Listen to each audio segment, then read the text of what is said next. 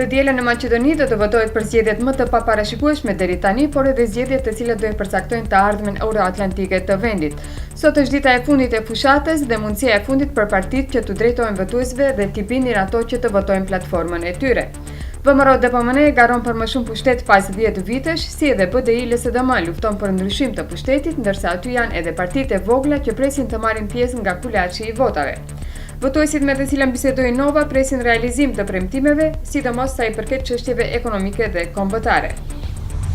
PSP lajmëroi se gjithnjëherë më shumë po rritet numri i kërkesave të qytetarëve të cilët duan të dinë nëse numrat e tyre të telefonisë kanë qenë lënë te përgjimeve. Deri më sot kemi pranuar gjithsej 81 kërkesa për gjithsej 245 numra, thon nga PSP. Përderisa hetimet dhe kontrollimet për këto numra po vazhdojnë, nga kjo prokurori paralajmërojnë se së shpejti do të dalin me më shumë informacione për lëndet e tjera në të cilët po punojnë. Presidentja e Koreas Jugore, Park Geun-hye, sot edhe zyrtarisht u tërhoqi nga funksioni i presidentit, ndërsa për ushtrues detyrë u emërua kryeministri Hwang Kyo-an, lajmëron AFP. Paraprakisht, parlamenti votoi shkarkimin e Park për shkak të përfshirjes së saj në një skandal korrupsioni.